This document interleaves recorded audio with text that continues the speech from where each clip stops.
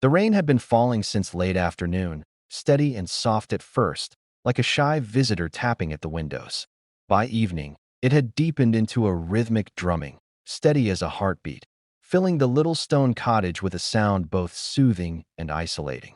Outside, the world blurred, trees melted into shadowy shapes, their branches sagging under the weight of water. Inside, the air was thick with the smell of damp wood and the faint trace of lavender from the fire-warmed blankets. Isabel sat curled in her chair, a book resting half open on her lap, though she hadn't turned a page in over 20 minutes. She wasn't reading anymore. She was listening. Listening to the rain, yes, but also to the way it seemed to carry whispers. She had always loved storms. They gave her an excuse to stay indoors without guilt, to light the hearth and brew tea, to lose herself in worlds made of words. But tonight felt different. There was a heaviness to the weather, as if the clouds were not simply spilling rain but pressing the sky downward. A low fog clung to the hills, and the forest beyond the cottage looked impossibly dark, its outlines shifting like something alive. Isabel caught herself glancing toward the window more often than usual, each time expecting to see. What, exactly? She couldn't say. The feeling was neither fear nor excitement, but a strange mixture of both. Like being on the brink of a story you haven't yet been told. The kettle whistled sharply, startling her into motion. She poured the steaming water over dried chamomile blossoms, watching the pale gold tendrils curl upward, scenting the air with something calming and floral. But even as she breathed it in, she couldn't shake the pull of the outside world. She moved to the window and pressed her fingertips to the cold glass. Beyond the rain-slicked panes, the path leading into the forest glistened faintly under the scattered light of the oil lamp. She imagined footsteps there, splashing softly in the puddles, an image so vivid that her chest tightened, though no one was in sight. When the knock came, it was almost too gentle to hear over the storm. A single tap, then another, then silence. Isabel froze, her breath caught somewhere between her throat and her lungs. In her years living here, visitors were rare, and unannounced visitors at night were unheard of. She set her cup down and approached the door slowly, feeling the old wooden boards shift slightly beneath her weight. Another knock, firmer this time. She hesitated, then drew back the latch and opened the door just a crack. A man stood there, though man seemed too simple a word for what she saw. His shoulders filled the doorway, his cloak dripping rain onto the threshold, and his eyes, deep, amber, and unblinking, held hers with a strange intensity. His features were striking, almost beautiful, but edged with something wild, untamed. Behind him, the forest swayed, and for an instant, Isabel thought she saw something else moving in the shadows beyond, something large and hulking, a shape that vanished the moment she blinked. The rain's drumming softened to a distant murmur against the walls, making the silence inside the house feel sharper. Claire's wet shoes squeaked faintly on the warped wooden floor as she entered the living room. Dust clung to the heavy furniture, a sagging floral sofa, a chipped coffee table with old ring stains, and a grandfather clock frozen at 11:47. The wallpaper here was different, pale green with a delicate vine pattern, but torn in jagged strips along one wall, as if someone had clawed at it. She brushed her fingers lightly across the exposed plaster, only to feel a faint vibration, like a hum beneath the surface. It reminded her of a voice, muffled and distant, though when she leaned closer, the sound vanished. She found a dusty lamp and flicked its switch, but the bulb only flared weakly before dying. The storm outside groaned against the windows, and another flicker of lightning lit the room for an instant. That's when she noticed a set of wet footprints leading away from the door, not hers. They were longer, wider, as though made by a man's boots, and they disappeared into the darkened hallway. Claire's chest tightened. She swallowed hard, debating whether to call out or retreat to her car, but a distant creak upstairs held her frozen in place. The hallway was lined with family photos in tarnished frames, their glass fogged with grime. She held her phone's flashlight up to one, a smiling couple in black and white, a child balanced between them. The glass over the child's face was cracked. Claire felt a strange weight settle in her chest, a sensation of being watched. Another creak came, closer this time, like the sound of someone shifting their weight on the floorboards above her. She forced herself forward, each step slow and deliberate, until she reached the bottom of the staircase. The stairwell smelled of damp wood and mildew. A faint draft slipped down from above, carrying with it the same metallic tang she'd smelled at the door. She hesitated at the first step, her flashlight beam trembling slightly in her hand. She whispered aloud, just to break the silence, "Hello? Is someone there?" Her own voice seemed swallowed by the house, vanishing before it could echo back. From upstairs came a faint, deliberate sound. Tap, tap, tap, like fingernails against a window pane. A low rumble of thunder shook the walls, and for a moment the house felt alive, its old bones groaning in protest. Claire gathered her courage and placed her foot on the first stair. The wood groaned loudly under her weight. She took another step, and another, the shadows deepening with each one. Behind her, the front door she had left slightly ajar creaked shut on its own, the click of the latch unnervingly loud. The rain outside continued its steady lullaby, a stark contrast to the growing sense of dread curling inside the old farmhouse. The staircase seemed to stretch longer than it should, each creaking step drawing Claire deeper into the house's shadowed upper floor. When she reached the landing, the air felt colder, heavier, as though the storm outside had seeped into the walls themselves. The hallway stretched left and right, lined with closed doors whose paint was chipped and yellowed with age. She hesitated, her phone's flashlight quivering in her grip, then chose the door closest to her.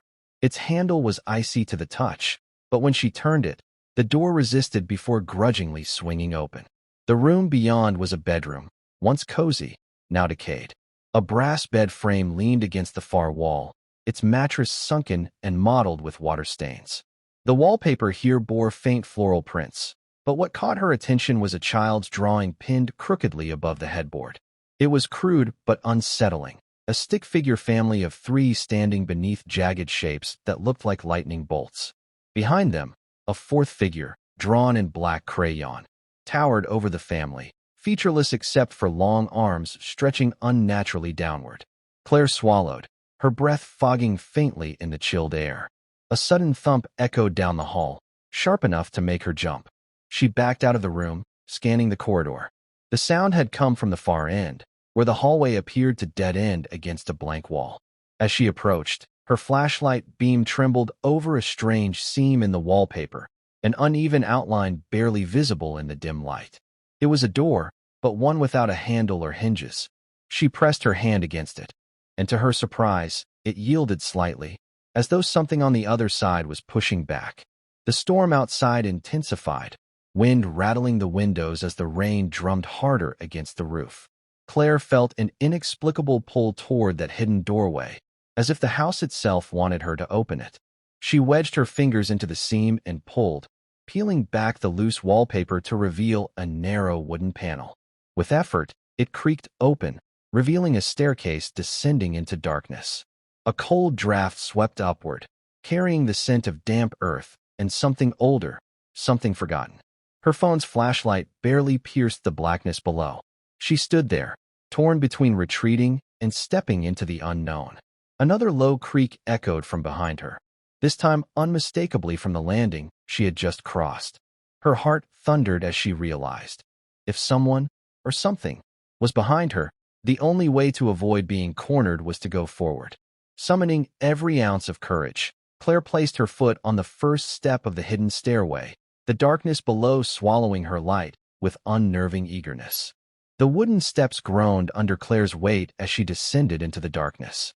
The air grew colder with each step, damp and musty like the inside of a forgotten cellar. Her phone's flashlight cast a weak, jittery cone of light that barely cut through the black.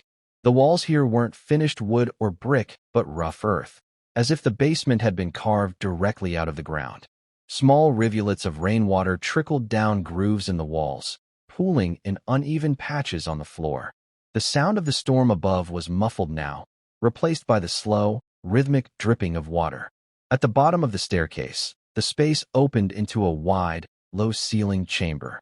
Rusted shelves leaned precariously against the walls, lined with jars of cloudy liquid and unidentifiable fragments. In the center stood an old wooden table, its surface scarred by deep gouges. Something glittered faintly on the table's edge, a shard of broken mirror. When Claire's light passed over it, her reflection flickered strangely, lagging behind the movement of her hand. She froze, her breath shallow, watching as her reflection seemed to blink a heartbeat too late. A low, hollow tapping echoed from the far side of the basement. She turned sharply, her flashlight beam dancing across a row of wooden crates stacked nearly to the ceiling. The tapping came again, louder now, tap, tap, tap, like fingernails on wood. Claire stepped carefully, her shoes squelching against the damp earth floor. She pressed her ear to the nearest crate, straining to hear. For a moment, there was only silence. Then, faint but clear, came a whisper, "Don't look behind you." Her heart lurched violently. She spun around, phone trembling in her grasp.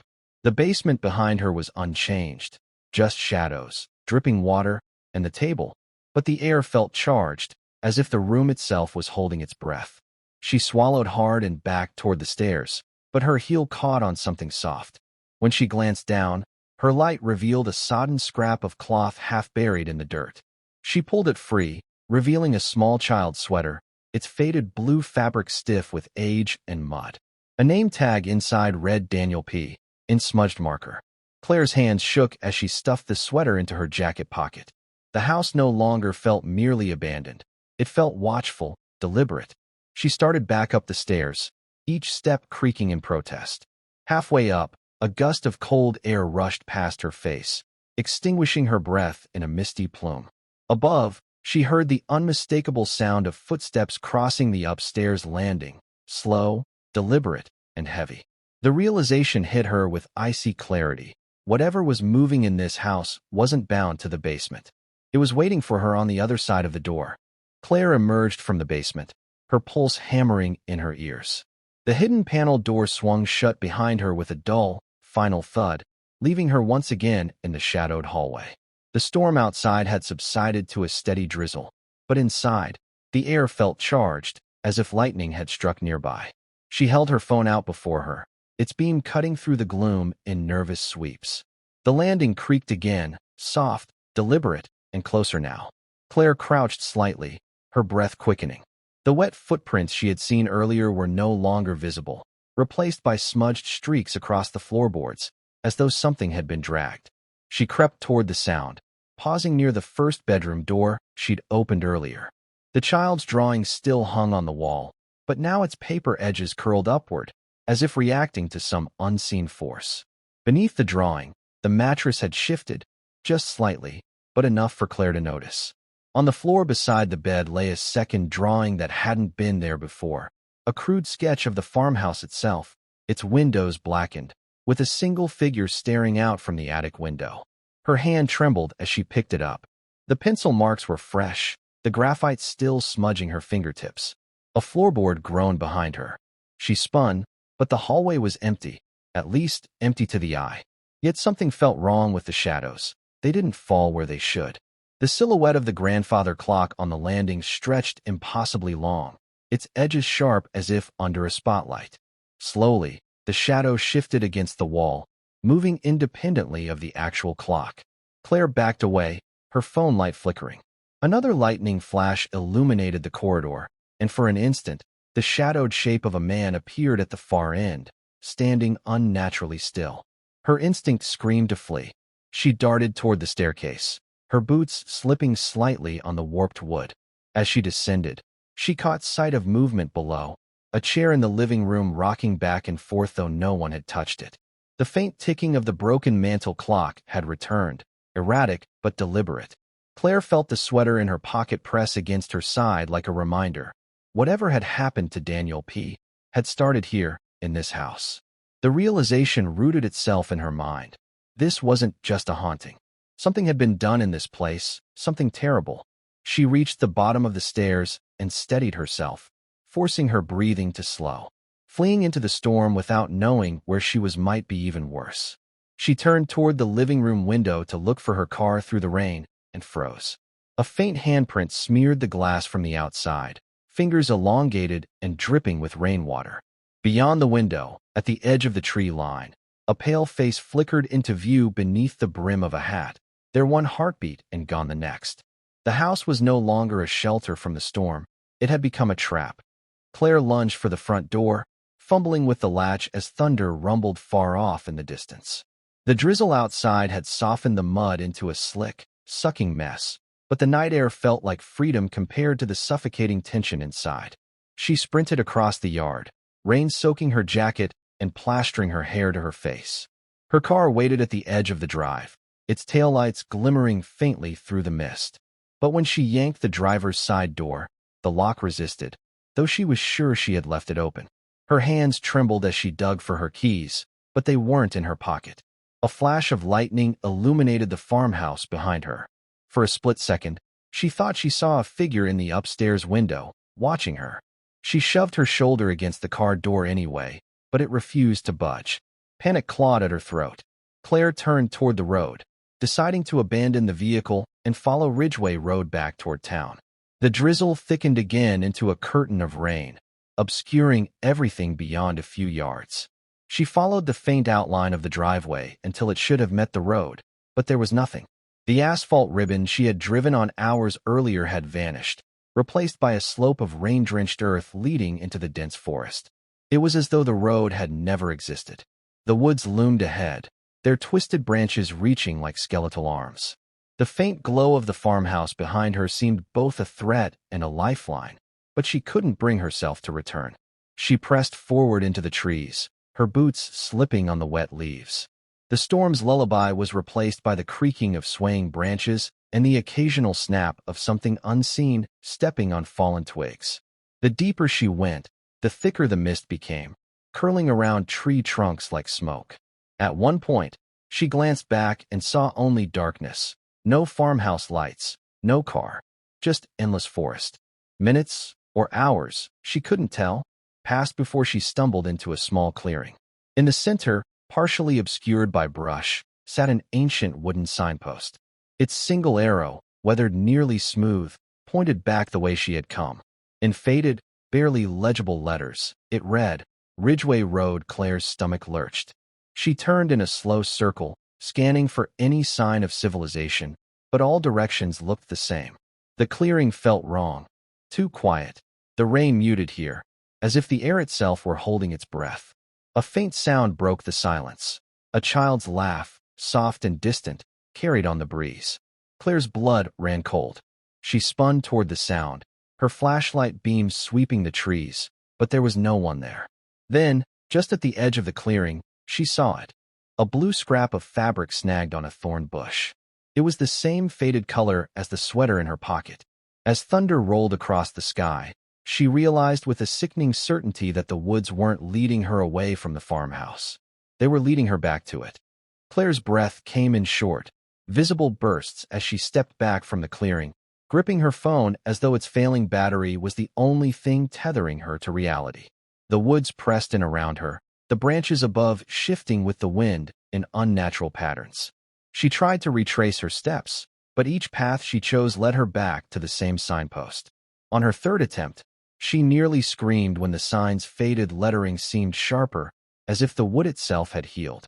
Now it read Ridgeway Road in bold, fresh paint, letters she knew had been nearly erased moments ago. The rain intensified again, pelting her hood and splashing against the leaves. Claire forced herself to stay calm, reminding herself of survival advice she'd read once. Pick a landmark, stay oriented, and keep moving. She chose a gnarled oak tree with a lightning scar on its trunk and headed east. After several minutes, the mist thinned enough for her to glimpse the tree again behind her. It was impossible. Her heart sank as the faint sound of creaking would echo through the forest, like a distant door swinging on rusted hinges. A new noise joined the storm's whisper, the faint patter of footsteps, matching her pace but slightly behind. She whipped her flashlight around, its beam catching only raindrops and branches. The footsteps ceased. She took 3 careful steps forward, then stopped abruptly. Tap, tap, tap.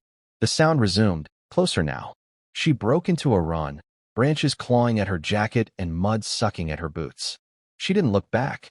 The sound of pursuit grew louder, faster, and the forest around her seemed to warp, trees bending subtly inward, funneling her toward some unseen destination. Her sprint ended abruptly when she crashed into a low wooden fence, half buried in undergrowth. She recognized it instantly, the fence from the farmhouse's yard. The lights of the house glowed faintly through the mist, even though she had been running in the opposite direction. She stumbled forward, drawn toward the porch light like a moth to a flame, though every instinct screamed that returning was a mistake. The faint sound of a child's laugh, this time clearer, higher, floated on the damp air. It wasn't distant anymore. It was right behind her. She spun around, her light sweeping the fence line. Nothing but rain and mist. But then the beam caught something, a set of small, muddy footprints leading toward the house. They weren't hers, they were far too small. As thunder cracked overhead, Claire realized the truth. Whatever presence haunted this place wasn't simply trapped. It controlled the very land around it. The farmhouse wasn't just a building. It was a snare, and she had just been pulled back inside its teeth. Claire stepped back onto the farmhouse porch, her boots squelching against the waterlogged boards. The porch light flickered more violently now, as if reacting to her presence. When she tried the front door, it opened without resistance, as though it had been waiting for her. Inside, the air was noticeably warmer, yet heavier, stale with the weight of old secrets. The furniture was exactly as she'd left it, except for one small detail. Every framed photograph on the hallway walls now faced outward, their glass reflecting her flashlight beam like watching eyes. Her throat tightened. Someone, or something, had turned them. She reached for the nearest frame, intending to flip it back, when she froze. The glass no longer reflected the hallway. Instead, it showed a different scene entirely. A sunny kitchen, a young boy sitting at a table, and a tall man standing behind him with a hand on his shoulder. The boy's blue sweater was unmistakable. Before Claire could process what she was seeing, the man's head in the reflection turned unnaturally fast, faster than humanly possible, to look directly at her. She gasped and stumbled backward, the frame slipping from her hand and shattering on the floor. The shattering glass echoed through the house, and the hallway lights sputtered briefly before dying, plunging her into near-total darkness. The only illumination came from her weak phone beam and the faint glow of lightning through the windows. In the fractured glass on the floor, reflections shimmered faintly, but not of the hallway. They showed faces. Dozens of faces. Men, women, and children, all pale and solemn, staring silently upward from the shards. Among them, she spotted Daniel's small, round face, his expression a mixture of fear and longing. A whisper threaded through the darkness, weaving between the cracks of thunder. Stay. It was layered, as if many voices spoke the word in unison. The air around her grew colder, and a faint breath tickled the back of her neck. Claire spun, expecting someone to be standing there, but found only empty air. The storm outside had subsided again, leaving an eerie stillness. Then came a soft knock, 3 slow, deliberate raps, at the basement panel she had closed earlier. The sound reverberated through the floor, and Claire felt her legs weaken. She backed toward the living room, keeping her flashlight trained on the hallway. The rocking chair swayed gently once more, its rhythmic creak a metronome of dread. The whispers grew louder, forming unintelligible phrases just out of reach. Claire's gaze drifted to the window, and her breath caught. Outside, pressed against the rain-streaked glass, was a pale child's face. Lightning flared, and in that split-second brightness, she saw dozens more faces crowding the window, their expressions blank and unblinking. By the time the darkness returned, they were gone, but the faint condensation of their breath lingered on the glass. The farmhouse groaned as if settling into its own weight, each creak echoing through the hollow halls. Claire stood frozen in the living room, her flashlight trembling. The rocking chair had stopped moving, but the faint sound of dripping water persisted, though she couldn't tell if it was outside or inside the house. The whispers that had filled the hall just moments ago were gone now, leaving a silence so complete it pressed against her eardrums. Then, from somewhere upstairs, came the unmistakable sound of boots scraping across the wooden floor. Slow, purposeful, headed toward the stairs. Claire's breath hitched as she turned her beam toward the staircase. The top landing was empty at first, just darkness and the distant flash of lightning through a window. Then a figure stepped into view. He was tall, impossibly tall, wearing a long, dripping coat and a wide-brimmed hat that cast his face in shadow. Water trickled from the brim, pattering onto the floorboards, though the rain outside had stopped. His head tilted slightly, an unnatural angle, as if his neck were jointed incorrectly. For a moment, Claire couldn't move. She felt as though she had been waiting her whole life to see him, though she didn't know why. The man took a step down. The wood groaned under his weight. His boots left no footprints, no sound except that scraping shuffle. Claire stumbled backward, clutching the sweater in her pocket like a talisman. She wanted to run for the door, but found herself retreating deeper into the house instead, toward the kitchen. The farmhouse seemed to stretch unnaturally, its familiar layout distorted. Hallways elongated, doorways appeared where none should be, and the faint smell of damp earth seeped through the floorboards. She realized with horror that the house was not only keeping her inside, it was remaking itself to confuse her. She burst into the kitchen, which now looked different. The cabinets hung crookedly, the table was overturned, and a single child's cup sat upright on the counter, filled with rainwater.